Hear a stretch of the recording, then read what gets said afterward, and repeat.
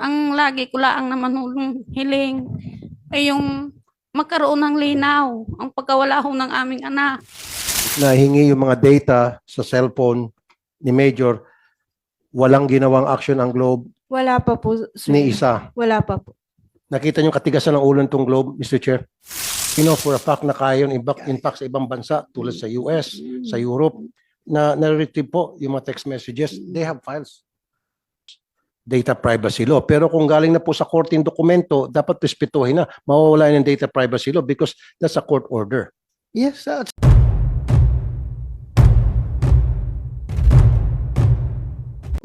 Go ahead, Senator Tulfo. sino pong gustong magsalita? Si Ching Ching na sister or si Nanay Rosario? Nay? Magandang umaga po, sir. Ang ang lagi ko lang naman hulong hiling ay yung magkaroon ng linaw ang pagkawala ho ng aming anak. Dahil 4 na buwan na ho, ngayon hong susunod na buwan, halos 5 buwan nang wala ho kaming alam. Wala ho kaming alam kung nasaan talaga siya. Kahit ho medyo nakikita at nalabas yung mga balita na ganito ang nangyari sa kanya. Pero wala naman ho kaming nakikita o nalalaman kung nasaang lugar siya, kung saan siya dinala, kung ano ho ba talaga ang nangyari sa kanya. Wala ho talaga kaming alam. Yun lang ho, sir, ang lagi naming hinihiling na magkaroon ho ng linaw ang pagkawala ho ng aming anak. Nung pong mga unang araw na nawawala ang inyong anak at kayo po'y lumapit sa PNP, ano naman po yung naging sitwasyon? Paano naman po tinanggap ng PNP yung inyong reklamo? Nung kinabukasan po ng pagkaalis niya, nung gabi po, nagpasama po kami na hanapin namin doon sa lugar na sinabi ni Kat ng aking anak na nandoon siya, na doon yung punta niya. Sinamahan naman po agad kami nila kung saan ho po pwede namin siyang hanapin. Hanggang sa nagtuloy-tuloy po yung paghahanap, wala ho talaga. Hindi ho namin makita at wala ho kaming malaman tungkol sa pagkawala niya. Nay, kailan niyo po nalaman na yung anak niyo pala ay girlfriend ni Major De Castro? Noong gabi po ng October 13, nung pumunta po kami sa police station sa amin sa Tuwi, may nag-message po kay Ching sa anak kong panganay na kaibigan po ni Kat. Noon po namin nalaman na siya ay may boyfriend na yung sinasabi pong yan. At nung malaman niyo po na boyfriend nga niya itong si Major De Castro, sinabi niyo po sa PNP? Hindi po agad-agad, sir. Dahil syempre, nalaman po namin na yan siya, pulis siya, para pong nung panahong yun ay hindi namin maintindihan kung saan namin agad ibubukas ang aming reklamo. Pero bago po namin sinabi sa PNP, sir, nag-file po kami ng complaint sa NBI Batangas, sir. Bakit po sa NBI Batangas? Dahil inisip po namin na baka mas mapapadali o mas makakatulong dahil ang isip nga po namin, kabaro siya ng mga pulis. Marami yung sasabihin ko na po yung naririnig ko sa iba na kabaro yan, baka may ganito ganyan. Pero sinabi ko naman po noon sa kanila na may tiwala ho ako sa kanila dahil kailangan namin ng tulong nila para makita po namin ang aming anak. Nung masabi niyo po sa PNP, after sa NBI, Apo. nasabi niyo rin po sa PNP na karelasyon niya ng anak ko yan si Major De Castro. Kailan po yun? Mga October pa rin po, sir, yun. Hindi pa po October. nalampas ang buwan ng October dahil simula naman po nung araw na hindi na namin siya makontak, dire-diretso na po ang paghahanap namin. Okay, kaya Sunod-sunod. po, nung masabi niyo po sa PNP na yung si Major De Castro, ang boyfriend ng anak ko, that was in October po, sometime. Mhm. Nung masabi niyo po sa PNP, ano pong ginawa ng PNP? Gumawa din naman po sila ng aksyon na hanapin. Si Major. Magkaroon ho ng hiningan ho nila kami ng mga salaysay kung paano masasabi na si De Castro ang kasama, ang boyfriend. Ayun ho, para doon na ho nagsimula yung aming pagbibigay ng salaysay sa kanila na ipinaliwanag namin sa kanila na noong umalis po si Kat, ay si De Castro po ang kikitain niya. Nasabi po sa inyo. Sinabi po sa amin ng kaibigan niya, sir. Okay. Sinabi po. So, yan po ba ay nasabi niyo sa NBI din? Apo. Okay, curious lang po ako. Ano po yung nangyari sa investigation ng NBI? Good morning po, sir. Ma'am. Bali, nag-file din po kami ng kaso sa NBI at nag-conduct din po sila ng investigation na ready naman po nilang ma-open na rin po kung ano po yung nakala po nilang mga evidence. At noong nakaraan pong January 29, 2024, kasama po namin sila sa hearing po sa RTC Taguig para po makakuha po ng search warrant po para po sa Globe Telecom, para po doon po sa disclosure po ng computer data. Okay. So, ano na po naging resulta nung search warrant na hiningi sa korte? ng NBI? Bali, meron na pong search warrant, hindi pa lang po nagbibigay pa po ang Globe. Ayaw pa po nila magbigay. Gaano katagal na po ito since kayo po ay lumapit sa NBI at NBI kumuha ng search warrant sa Globe para dun sa pagkalap na ebidensya tulad ng sa cellphone and all? Bali, ilang buwan na rin po ang Buwan. nakakaraan. Months na rin po ang nakakaraan. Di Mr. pa Chair, rin po. pwede ba natin patawag tong Globe? Kasi ito yung problema din sa Globe, Mr. Chair. Napakabagal Yes, nila. next hearing, Your Honor. Comsec, take note, Globe. Globe ang pinuntahan nyo, Miss Ching Camilon. Bali, nag-hearing po kami sa RTC Taguig para po makakuha po ng search warrant sa Globe. Nag-issue yung Globe. Nag-issue na po ng search warrant, hindi pa lang po, ayaw pa lang po magbigay ng Globe Yun para nga, po Mr. makadagdag po sa Yun nga, Mr. ebidensya. Chair, itong Globe, meron ng search warrant yung korte para doon sa telepono ni Major. Ayaw pa rin ng Globe mag-comply. Well, kung basehan natin yung previous case no, na imbestigahan natin dito sa committee, yung killing doon sa Vice Mayor ng Cagayan, suspect natin yung Mayor mismo. Matanda. Nag-file tayo. Ang PRO to, yung crime lab doon, nag-file ng warrant sa korte, warrant to disclose computer data. Ngayon, pumunta yung Globe dito kasama sa hearing natin. Ang sabi ng Globe, ang computer data na ma-release nila, yung hanggang limitado lang daw doon sa yung call data records. Kung anong number tinawagan or tinext. Pero yung content mismo ng text messages, wala daw silang storage noon. Hindi nila may release, wala storage. Pero hindi ako naniniwala, ha? Hindi ako naniniwala. Maybe pwede natin patawag din DICT, Mr. Chair. Yes, pwede. Ang DICT. DICT, yeah. Yeah. Busek, Department of DICT plus Information Globe. Technology. Ah. So Ma'am Ching, so meron ng court order sa Globe para payagan na hingi yung mga data sa cellphone ni Major. Walang ginawang action ang Globe Wala pa po, sir. ni isa. Wala pa po. Nakita niyo katigasan ng ulo nitong Globe, Mr. Chair? Yes, so far, nagsabi sa iyo ang NBI na wala talaga binigay ang Globe. Wala po. Wala pong, nagsabi po sila na... Naserve na nila yung warrant Opo. sa Globe. Bali, wala pa po silang sinasabi na na-serve na, pero Anyway, meron na pong search warrant. Senator Tulfo, Kumsek, yung NBI na naghawak ng kaso nila, imbitahan natin next hearing.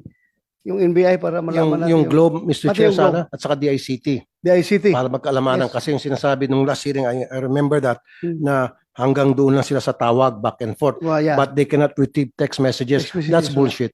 Wala. We know for a fact na kaya yun, in fact, sa ibang bansa, tulad sa US, sa Europe, na na-retrieve po yung mga text messages. They have files pertaining to that. Yeah. Talagang ayaw lang po talaga nitong Ayaw. Globe. Ang sa kanila kasi, they would like to protect, okay lang yun, protect their subscribers, data privacy law. Pero kung galing na po sa korte yung dokumento, dapat respetuhin na. Mawawala yung data privacy law because that's a court order. Yes, at saka sinabi naman ng Data Privacy Commission na pwede yan. Pwede release ng Globe kung lahat ng data na may hawak nila, kasama na yung content ng mga messages, pwede na release. Sabi ng Data Privacy Pag Commission. meron, special pag may court order. Pag Mr. may Chair. court order. Oh. Ito pala, may court order na, hindi pa rin po uma-action yung Globe. Well, patawag natin yung Globe. Yes, sir. Next hearing. Thank you. So, nagkakaroon ng parallel investigation, NBI at saka PNP. Opo. Para sa inyo, sino po mas mabilis sa pag-imbestiga? Bali, para po sa akin, mas na pumapanig po ako sa NBI dahil ako po mismo yung nakakakita kung ano po nangyari nung araw po na yun. Ano pong pinagkakaiba doon sa investigation na ginagawa ng PNP versus sa NBI, ma'am?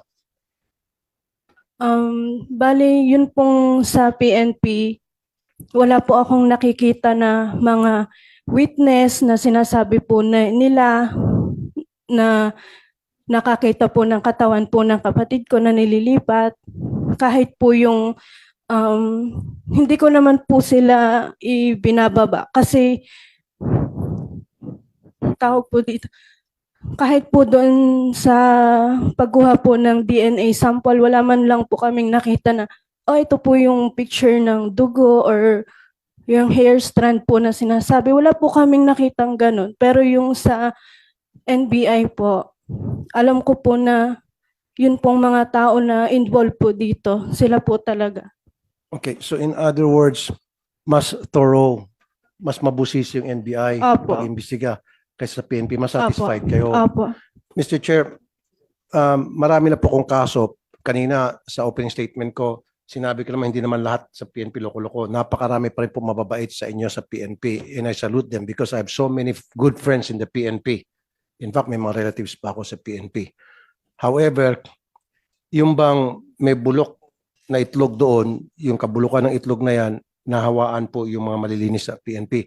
I have so many instances, in fact, meron pa pong kernel na involved sa crime. Pag pulis kasi ang involved, nagiging baby-baby ng investigation. Yung po napapansin ko sa Napolcom, siguro, you would agree with me.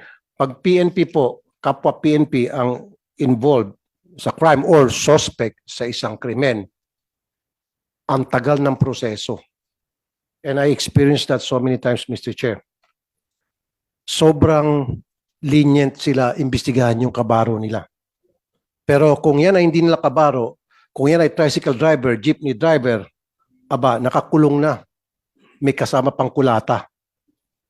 Pero pag police, naku, sobrang baby. Inaamo-amo pa.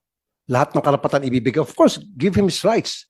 Pero naman, do your best to do your job. Just like what Ma'am Ching Ching said. Sa NBI, very thorough investigation. Pero sa inyo, binibaby-baby nyo. Kaya nga I suggest, dito sa sa Napolcom, as you, Mr. Chair, being dating Chief PNP, pwede ba natin gawing requirement sa hiring sa lahat ng gusto maging pulis o pagkapasok sa PNP na kolektahan ng DNA sample ang bawat recruit at ilagay sa database? Kasama na yan sa ating ginawang DNA forensic law. Kasama yan. Ngayon Lahat. pa lang. Oh, lahat kasama. Very good. Kasi lahat kung- ng pulis dapat mayroong database ang DNA center ng PNP. So kung yan po ay nangyari pa sana noon, sapul na to. Sapol na. Ngayon lang, wala pa eh. Tumatakbo. Sana yung anong parliamentary status ng batas na yun? Jo, for interpellation na. Tulungan natin na mabilis. I will yung- support, Mr. Chair. Thank you, Support. Your Honor. Okay. In fact, ko-auto daw pala ako dyan, Mr. Chair. Ko-auto na ako dyan. Yes. Tulungan kita sa interpellation Yes, Pertaining to that. Thank you. para yan po ay maging ganap na batas. Now, Ma'am Ching Ching, nagsampa na ng kaso ang NBI at nagsampa ng kaso ang PNP. Opo. PNP, may sarili kayong kaso isinampa. Yes, sir. The kidnapping and serious illegal detention against De Castro.